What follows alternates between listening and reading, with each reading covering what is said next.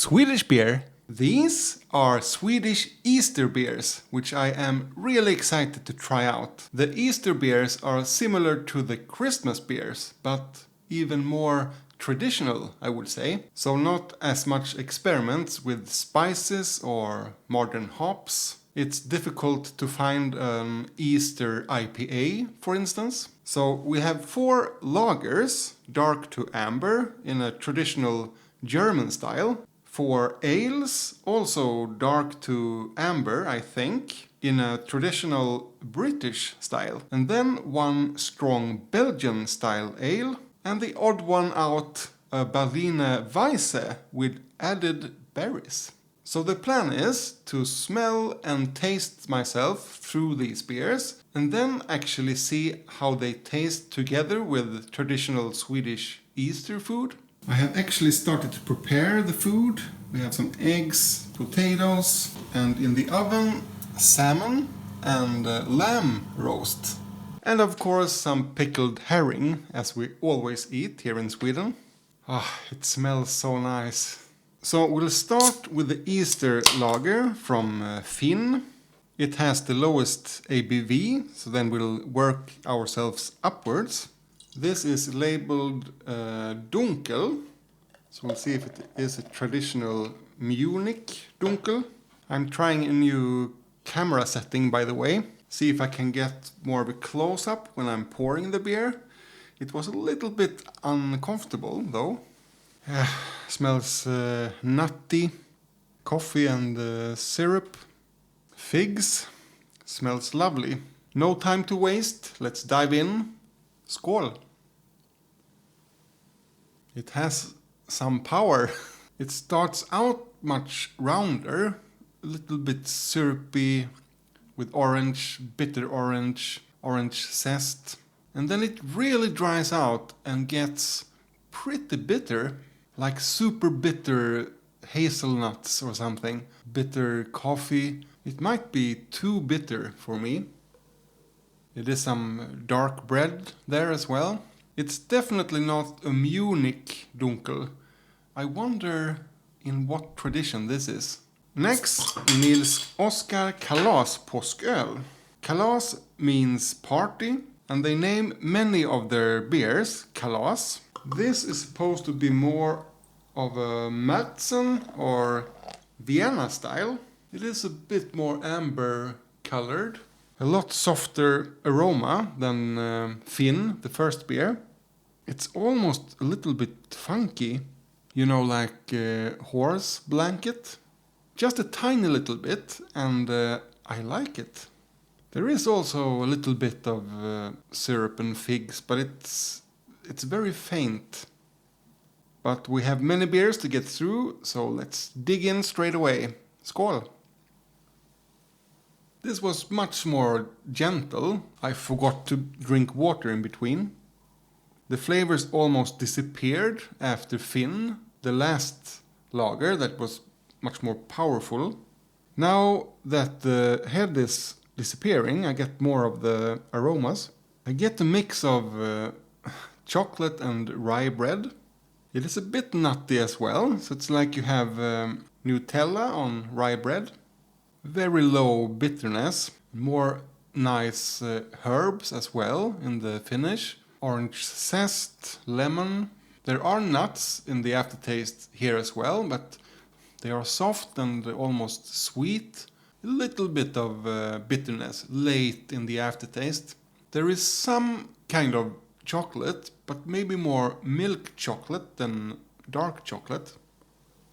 So a much softer beer than the Finn one, but also maybe less exciting. I need to try this with pickled herring later. I have a feeling that could be a good combination.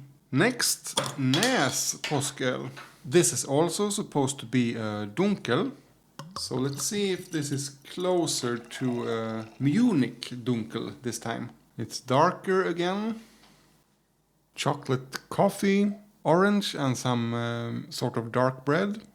Smells promising. Let's dig in. Skål! So we're back to more of the roasted characters. but it's still pretty soft, not at all like the first one, the fin, nuts in the finish. I'm looking for the coffee, because I could smell it, but it's not really in the taste. Maybe far away in the horizon, in that case. A little bit of bitter orange, bitter chocolate, but yeah, medium bitterness. And lemon, it's pretty refreshing. Now time for Häxbrygd från Göteborgs Nya Bryggeri. Häxbrygd means witch brew, and Göteborgs Nya Bryggeri, the new brewery from Gothenburg. This is also labeled as dunkel. Back to that horse blanket again, actually, or it's something almost smoked, maybe more like salami that German Hefeweizens can have, maybe more like tar then. It smells sweet. I'm not sure it's, syrup or maybe dried fruit, dried apricots, maybe nutty as well, but let's dig in. Skål! Oh yeah, I like this one. There is a bit of the smokiness in the taste as well. That's lovely.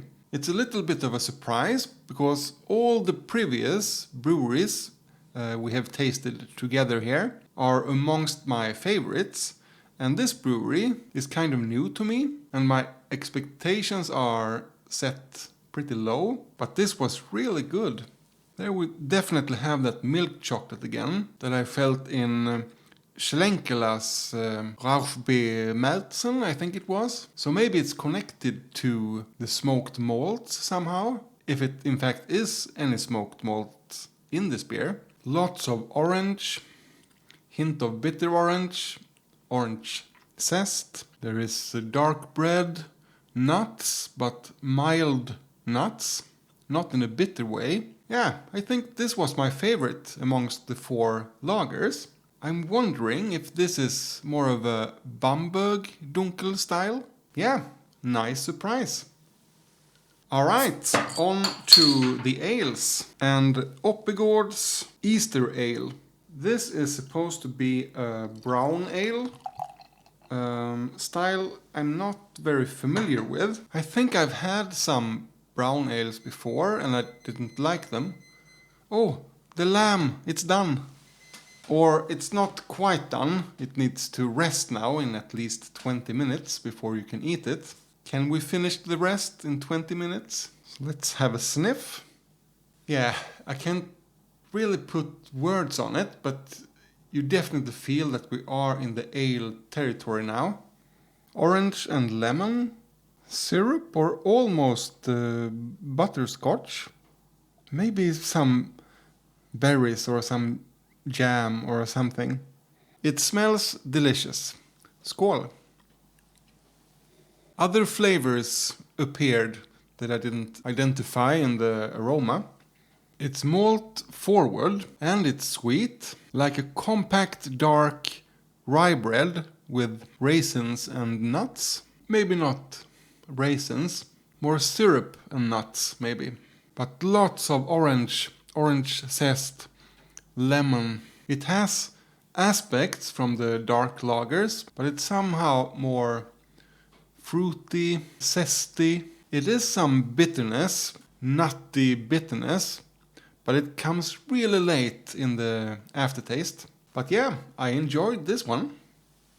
Next, OO Brewing Easter Ale. This is labeled Amber Ale. Let's see what kind of color. Oh, it's pretty pale actually. Oh, I poured it too harshly. Ooh, lots of aromas. Smells like modern American hops. At the start of the video I said it's hard to find an Easter IPA. Maybe this is it. It's all citrus, lemon, orange, grapefruit. There is something tropical as well. Passion fruit cocktail. You know, extra sugary passion fruit. This will probably be a fresh wind, as we say in Sweden. Let's dig in. Skål! Well, it wasn't an explosion of tropical fruits as the nose implied. You have some sort of cake. It feels pretty sugary. Nice bitterness in the finish, medium to high bitterness. That's strange because it's so much fruit in the aroma, but it's more like sugary cake in the taste.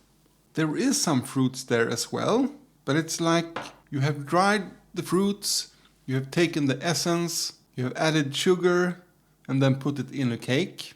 It's not that, fresh fruit experience. I like it still. It sounds like I'm really complaining now, but just unexpected from the aroma. It's maybe more like an American style pale ale and not the beer I would expect for traditional Swedish Easter. Now, one of the modern classics. Nynäshamns Ångbryggeri and their Pumpviken Påsköl is always available at Systembolaget during Easter. This is labeled mild, so it should be more English styled. Coffee and nuts, figs spirit. Now we are back to the traditional Swedish Easter ales again. Let's have a taste. Skål! Yeah, it's very recognizable. I've had this many times before. It has the nuts, the dark chocolate, bitter orange, and there is that sweet mix as well. Orange marmalade, maybe. We have lemon, some herbs in the finish. It's just so full and nice without being overwhelming or bitter. The bitterness is medium, I would say. Yeah, it's beautiful. It's a classic for a reason. Next, Jämtlands Bryggeri. It's just called Påsköl, Easter beer, and simply labeled ale. So I guess it's a bit paler or amber. Yeah, maybe more amber. Smells really boozy, but that's just my past experience with different spirits and, high alcohol beverages. Syrup and raisin spirit again. It's really sweet, like toffee. I also get some malty character. Oaty, like digestive biscuits. But let's have a taste. Skål! Some sort of toffee that stands out. Toffee mixed with oats. If you made the digestive biscuits really sweet, there is some bitterness there. Not much, but like bitter orange and lemon seed kind of bitterness. Yeah, but the toffee is the overwhelming impression. I'm not convinced, but this could be perfect to pickled herring, maybe. Now to the Berliner Weisse. This is a style I know nothing about. It's made by Remmarlöv or Remmarlöv in Scanian accent, one of my new favorite breweries. It's called Blåkulla, and that's where the witches fly during Easter. I have no idea what I'm in for here. Can you guess the color? It has blueberries and black currant, so maybe it's blue. Oh! But I think Berliner Weisse is sour and sweet. So this might be more for dessert after all the Easter food. The first sniff. Boiled strawberries. When you're making strawberry jam, you have to boil the strawberries first, then you add the sugar, and during the boil, this is what it smells like. I guess you can smell a little bit of the blueberries as well. My grandfather used to make all kinds of jams, but I have a hard time separating them. To me, this is more strawberries than anything else. That's about it. I don't get the malt or anything else really. So let's see what it tastes like. Skål! Okay, there's the blueberries. It's sour, as expected. The Berliner Weisse is supposed to be sour. Yeah, now the blueberries are dominating. Nice. This is perfect as a refreshing divider, either between the different sections of the dinner, or maybe as a refresher afterwards. I thought I would make more of this kind of face, but this was pleasant. The sourness feels like some kind of sour fruit, like one of those sour oranges, you know, when they are off season, not ripe and fruity. There is some sort of malt base as well, dry crackers maybe. So it's fruity, but there is almost no sweetness in here. It's super dry. Yeah, I like it. Alright, the last one and also the strongest one. Vreta Kloster's Påsköl, the Easter beer from Vreta Monastery. This was Sweden's first monastery, but it's since long gone. Only one wall remains, I think. But because the brewmaster is so interested in the Belgian style, which, you know, Belgium, the Trappist order, monasteries, it fitted perfectly to this brewery's lore, I mean. So it's dark amber, you might say, reddish, dark red. And I am a little bit scared of the Belgian spices. Usually it's too much for me. I'm pretty sure this will be overwhelming for me. Let's have a sniff. I do recognize the Belgian styled aromas. Somehow I think of cherries, cherry spirits, overripe cherries, often when I drink Belgian beer. There is actually a bit of banana, sweet banana in here. I think the yeast strings are similar to the German Hefeweizens, which I am more familiar with. And then there is that spice again, those spices. Is that coriander? I hope the spices won't dominate the flavor. A little bit of cloves actually. Last one, let's go out with a bang. Skål!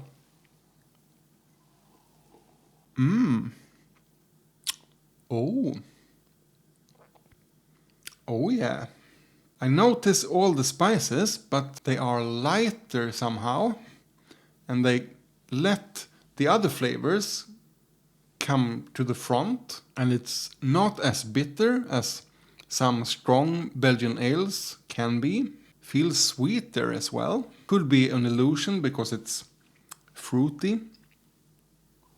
This is one of the best Belgian-styled ales from this brewery I have tasted, just because it fits me, I think. In Sweden we have a cake we call tiger cake, where you mix banana into the cake, and it's kind of striped, half brown, half paler, and this reminds me of that cake. It also has some grassy peppery notes like arugula, cloves, but they are more soft and sweet, sweetish. Yeah, this was one of this evening's biggest surprises. Now I think I will just eat my food off camera because this is taking more time than I thought. So for you who are interested, I will write my favorite combinations of beer and traditional Swedish Easter food in the description instead of filming it. Check out my other Swedish beer videos over here.